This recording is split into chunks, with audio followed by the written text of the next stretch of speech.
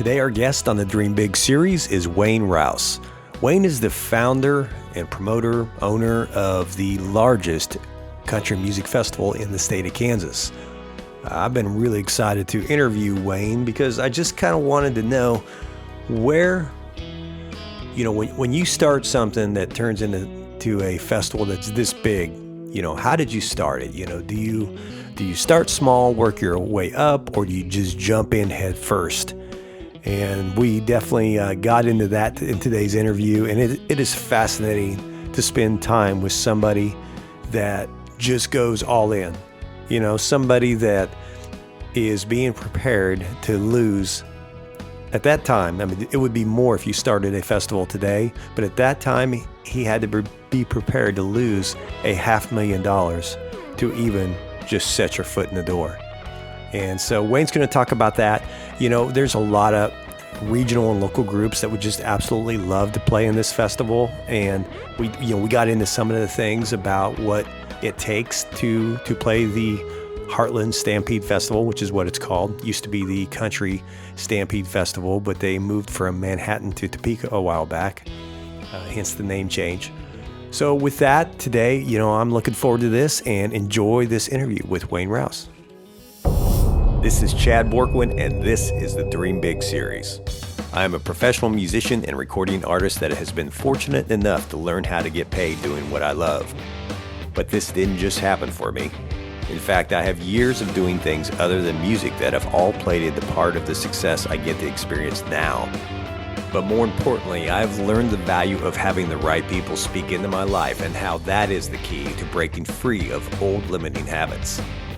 So if you're tired of being stuck and you believe there is more for you in life, the good news is everything I've done is a result of what I've learned, and it can be taught. Join us as we bring topics and guests onto this show to provide you with valuable insights on how to get to your big dream. This is the Dream Big series. Welcome to the show. Welcome to the Dream Big series, and today we've got with us Wayne Rouse from the Heartland Stampede, the largest country festival period in Kansas. And so I am really excited to talk to you today, Wayne. Well, thank you. You've made a huge name for yourself and this festival over the years, and we're both from Western Kansas. So I love hearing success stories from people that, come from our people, Yeah. And maybe if we can, just a little bit of background. You grew up in Hayes, right? And went to school in Manhattan. What did you go to school for? Well, actually, I went to school in Hayes. I lived in Hayes when I started Stampede. Okay. I was working for a talent agency that had offices in Nashville and Omaha. And I was doing on-site production, which basically means I would go and kind of be an intermediary between the artist and the fair or festival or, the venue. And I happened to be working with Trisha Yearwood in Janesville, Wisconsin. This is in June of '95. And a friend called me up. He worked for the same agency, and he said, "You need to come over here and look at this event." He said, "It's amazing." So I went. Trisha's show was an afternoon show, and so I was able to do that show and get her back on the road, and then I hopped in my car and drove over to Lake Geneva, and the name of the event was Country Thunder, which today is a huge festival, not only in Wisconsin, but Florida, Iowa, Arizona. They have a couple in Canada. But I walked out on the stage on the side after I got there, and Tim McGraw was just being introduced, and I looked out, and the crowd was just unbelievable, and I said, "I'm going to do one of these in Kansas." I had read an article just a day or two before where we ranked like 49th out of the 50 states in tourism. So I wanted to do something in Kansas. What year was that? That was 95, June of 95. Okay. So I spent the rest of the summer talking to production companies that had been in a lot of big events. And to give you a little background, I'd been a fair manager, and in my mind I thought, well, I'll just take the fair and multiply it times 10, and that'll come close to what I need to do. I thought I had enough knowledge to be able to pull it off. And some of the best advice I ever had was from the owner of Country Thunder, Larry Barr, at the time. He told me, make sure you have $500,000 in the bank, because that's what you're going to lose your first year. And so I wrote my business plan with that in mind, and I actually thought I could make a profit the first year, but I have a friend that's a venture capitalist, and I showed him the business plan, and it took him about 15 minutes. He said, how much do you need? And I said, I need $500,000. And he said, well, when do you need it? And I said, well, how soon can I get it? And he said, well, it'll take me a couple days. Well, 2 days later, I had the $500,000 in the bank, and off we went. And I put the offer in on Tim McGraw in October of '95. He was the first offer I put in, and he accepted it. And in the meantime, I'd looked at a couple locations, and Manhattan just really went overboard to help. The CVB there, Becky Blake, just helped us network with the university, which was very fortunate because they had parking and security and some other areas that we needed a lot of advice and help in. And Fort Riley came to the table, and they had a lot of volunteers that helped. And so our first year we were off and running, and we didn't quite lose the whole $500,000. That's good. But we did lose. Yeah. And that's how it got started. When was it? Was it 2 or 3 days the first time? Yes, it was 3 days. Okay. And we had good headliners. I mean, if I remember right, we had Tim McGraw, Jeff Foxworthy. Sorry, I don't remember the third one. Yeah, but that was 96, right? That or 95. That would have been 96 was the first. 96, okay. So I started planning in June of 95, and then our first event was June of 96. What was your turnout for that? I would say we had about 35,000 people. Wow. That's impressive, though. First out of the gate. Yeah. Well, we had a lot of great radio stations get behind us, and we had a lot of great people helping. How far out did you get prior to that when you started marketing that? I mean, well, we market year round now, especially with social media, but we have what we call tentpole dates, which are dates where our prices go up, and typically we'll start on those. I mean, we start selling tickets for the next year at the event, and we try to keep it in front of people 365 days a year. Yeah. What do you have what do you use to internally decide who you're going to book at this? Like starting with the headliners to the openers to then you're working. I mean, you're doing local and regional groups in this as well. How do you make decisions on all those of who is going to be included? Well, several different ways. We take a survey at the event, see who people want to hear, and since social media has become more mainframe since we started the event. I'll tell you a story about that in a minute. We get feedback on that. We ask our fans who they want to see, and we go after who they want to see, and that's pretty much it. We have a really good talent buyer in Nashville that has been there and can get the job done. Because it is hard to get the headliners. Mm-hmm. I mean, you can't just call them up and say, hey, we want you to play. Have any of the shows like really just been over the top, stood out for you over the years? Like who's...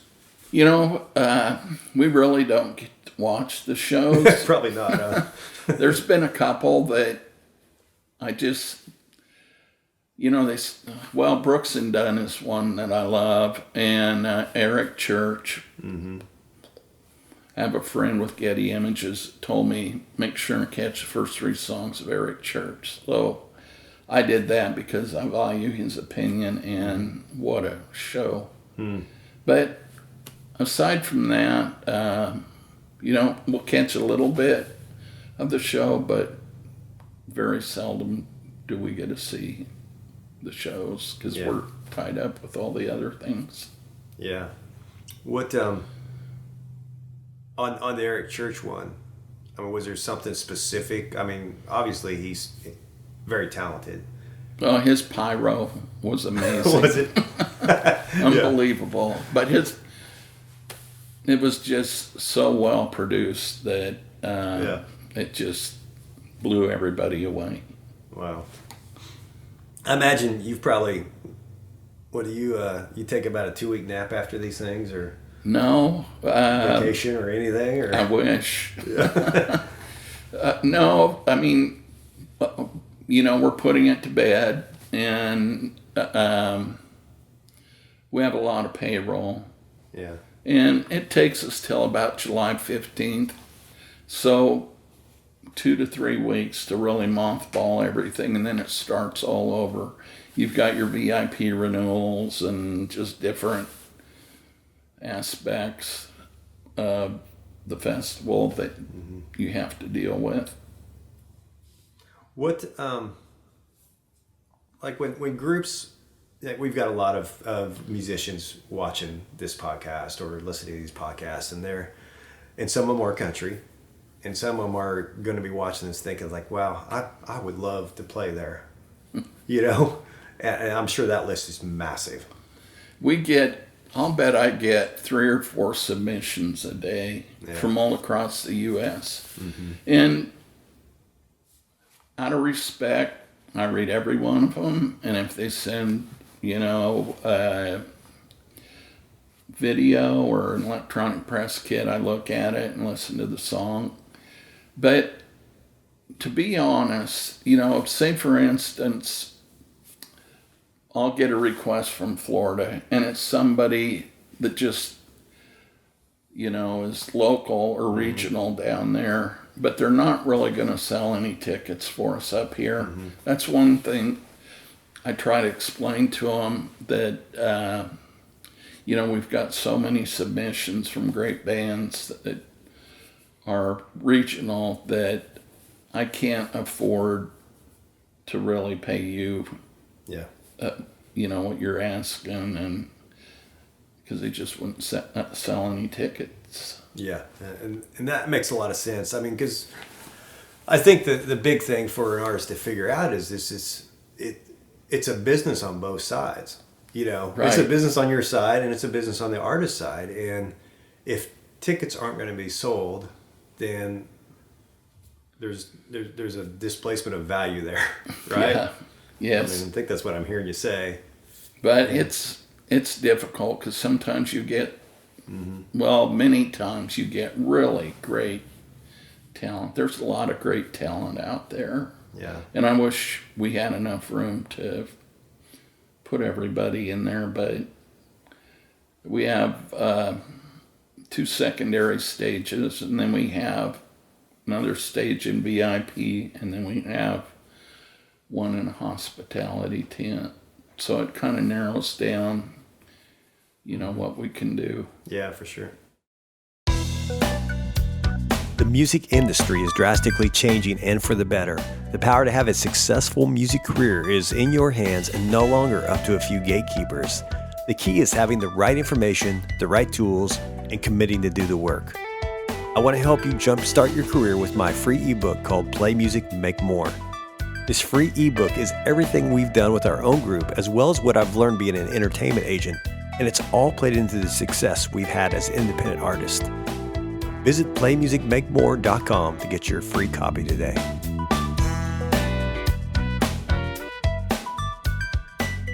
All right, we're back with Wayne Rouse talking about the Heartland Stampede.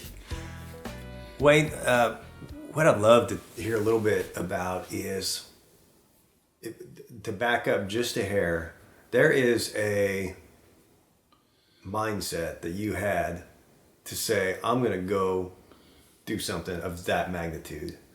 And man, I've heard of a lot of people starting out festivals that don't start with Tim McGraw. Yeah. I mean, you didn't start like with some local or regional band and work your way up. You just went for it. Right. What did you grow up with that? Where did the idea that I'm going to just do this all out from the get-go, where'd that come from? Well, I had some really great advisors, and it just, to get the crowd that we needed, we wanted to start out with a bang. And so we started with major headliners and have stayed with them the whole time. Yeah. And one thing about this business, a lot has changed. When I started Stampede, we didn't have the Interest Center in Wichita or the Sprint Center here in Kansas City. We didn't have Pinnacle Center in Lincoln or CenturyLink in Omaha, which are major auditoriums that can bring in headliners, the same ones we bring in. It didn't used to be that way. So those are major markets for us, and we still draw really well out of them. But we didn't have that competition when we started. So when we brought a headliner in, it worked really well. Yeah. And now that you're established, I wouldn't think that those are really affecting you much anyway, are they? That's a tough question. I mean, right now our ticket price is $135 for 3 days, and you get to see 50 different bands, and a lot of them have national product out. I would hate to try to start a festival now, because instead of 500,000, you're looking at needing $1 million to $1,500,000, and you're probably going to take a big hit the first year. And production cost and the cost of artists have just gone up a lot. What do you think is driving? I mean, I have my guess or what I think it is, but what do you think is causing the price of the artist to go up? Well, back when I started Stampede, you had CDs. I don't remember if vinyl was out by then or cassettes. But as streaming came more and more into the picture, the revenue source for the record labels and some of the other areas in the music industry dried up quite a bit. So I think that's part of the reason. Well, I know it's part of the reason. Plus, the production on the shows has changed tremendously.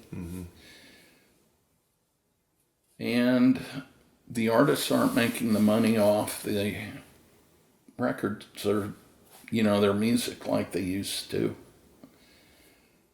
So that's offsetting it. So they have to raise the prices. Right. In other words. Yeah, it's gone up, I would say, 1,000%. Yeah, that's interesting because it seems kind of, that's what I was understood it to be too, but it seems backwards because that's not necessarily a supply and demand issue.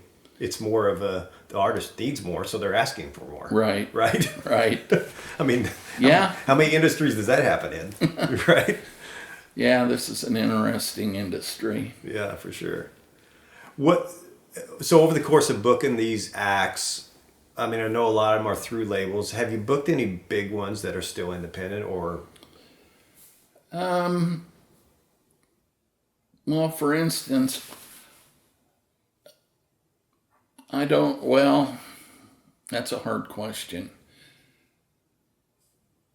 Independent that had product out that was doing really well nationally. Right. Nationally, I mean, they're not under a label. They might have management, they might have all that, but they're independently, they're not signed under a label. Yeah, we've had a few. Yeah. And were they situations where they had a label and then now, or they had never had a label? Well, it was more situation of their song hit really big. And this is just my observation. I don't know that this is a fact, but right. To me, their song hit nationally, and they had the advantage of being able to cherry pick who they wanted to go with. And that would be a pretty neat thing, but yeah. And our advice to artists is not that you don't go after a label. It's that you build your business like you're not going to get a label, so that you are attractive. You can be attractive to labels in that situation, but if they don't come along, you've built a foundation of a business, which means they've got people coming to their shows. Which right. I'm assuming that's what you're looking for anyway before right. you book somebody, is they've got a fan, they've got social proof, they've got like real social proof, not fake social proof. And speaking of that, how do you, like, if you're on back to the local regional level and you're looking at acts, what are the indicators you're looking for? Well, their Facebook following, their social media. A lot of times we've already worked with them, know they're reliable and business focused. But I'll tell you a story about a seminar I went to in Nashville at a convention for talent buyers. It was a record label that brought up one of their big artists, and they wanted to explain how he was signed. And I won't mention any names, but he's well known. He was playing in a sports bar, and the Tennessee Titans had just finished a football game, and the president of the record label and a couple other people with the label went out to get drinks and eat chicken wings. And there were 20 TV screens in this bar, all with different games or whatever. And he said, we're sitting there eating, and there's this long-haired kid sitting up there playing the guitar, and he had everyone's attention. And he said, we knew there was something special. And he said, we went out and talked to him, and some of the things we liked about him, he didn't have a label, he didn't have a management company, he didn't have any of the things that a business manager. And he said, the reason we like that is because if we signed him, we can say this is who we think would be a good business manager or people that we work with on a regular basis that we can get along with.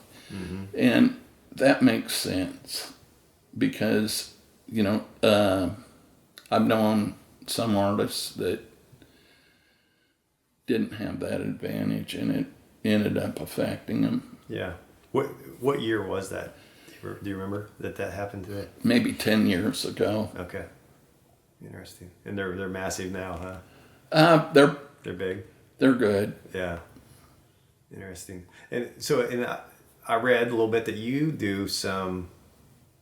You go to college, like K-State, and you'll talk to the entertainment class and that sort of thing. Is that right? I have a general manager who's a great person that is really responsible for a lot of our success, Adrian Hayes. And so anymore, she goes and visits with him. But it was a lot of fun when I was doing it. It's just, it's great that the business has evolved to where there's more of a focus on that industry. Yeah, for sure. I've also noticed over the last couple years that you have a knack for posting really funny things on your Facebook. Oh, on my Facebook? Yeah. It just helps with the stress. Yeah, is that what it is? It's personal benefits and everybody else benefits because of that. If I think of something funny, I put it down. If I see something funny, I put it down. Yeah. On my Facebook. Back to the social media, when you are looking at the artist to see if they've got a following, how much are you paying attention to the numbers of the actual following, and then are you paying attention to, do you go through and see if they've got a lot of engagement as well? Well, you can tell a lot by going to their website, and where it says tour or shows, if you click on it, and it hasn't been updated in 3 years. Right. That's a signal. But more important would be their social media. And if they're keeping current with it and their fans are interacting with it and how many likes their posts are getting and that kind of stuff. When I started Stampede, Facebook was only available to college students. I don't even know if it was in existence then, but it evolved to only college students. So I hired a college intern so we could get on Facebook, and then eventually they started letting businesses on it. And today we put a lot of focus on social media. One thing that we ask every guest, and I think it'd be fun to hear your take on this, is, and I think I might ask you this two ways. First of all, what advice would you give the 16-year-old Wayne? But I'd also like to know what advice you'd give to an artist starting out that sees this festival and says, I want to be, just like you saw it and you wanted to put the festival on, they see it and they say, I want to be on there. I'd like to know what you'd say to them too. So first of all, what would you tell your 16-year-old self, knowing what you know today? Stay focused on the business. Don't turn into a party band there's a time and a place for that, but I like bands, for instance, if they're selling merchandise, you can tell what their goals are, as far as when they're performing on stage, how professional they are, their merchandise area, are they going and counting in the merch and then checking at the end of the night what they sold? Are they willing to go over and sit at a table and sign autographs until the last person has walked through the line? There are a lot of professional bands out there, and it's a tough business. And also, I would say plan on moving to Nashville, because the chances of being discovered at the Stampede or county fair or whatever are minimal. It happens occasionally, but the best way is just to live in Nashville, network, and pray a lot. It's a tough business all the way around, but it's worth it. And there's a lot of reward. There are a lot of people that, don't become headliners that make a good living. and have a great life, and it can be a lot of fun. Yeah. When people, the Heartland Stampede is coming up here in June, right? Last weekend in June, is that correct? Yes. Okay. How do our listeners go get tickets, first of all? How do they find tickets for this? Find tickets? They can go to heartlandstampede.com, and then we have a shopping cart that's very easy to use. Okay. Sounds good. And then how do they follow you on social? What's the... Just Heartland Stampede on Facebook. Yeah. Yeah, Heartland Stampede. Sounds good.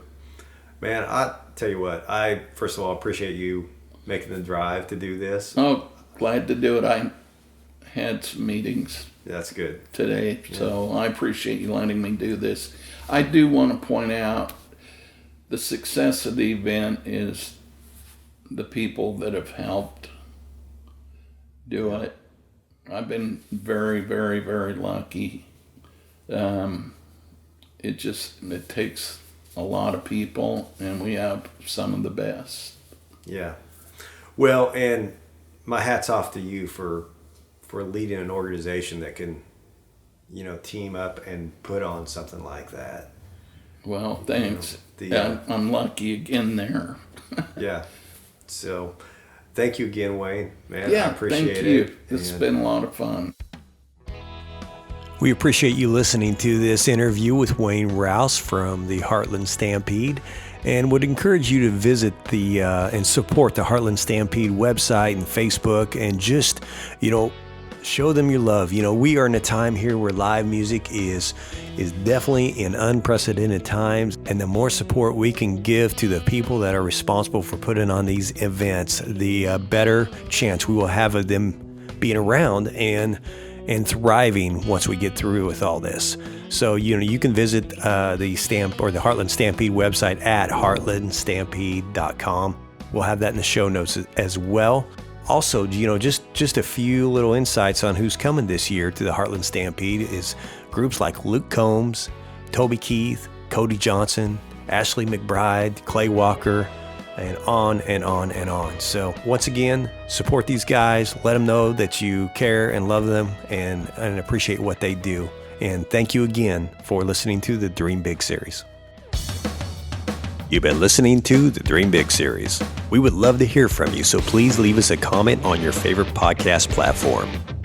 Don't forget to visit us at dreambigseries.com for more podcast videos and blogs.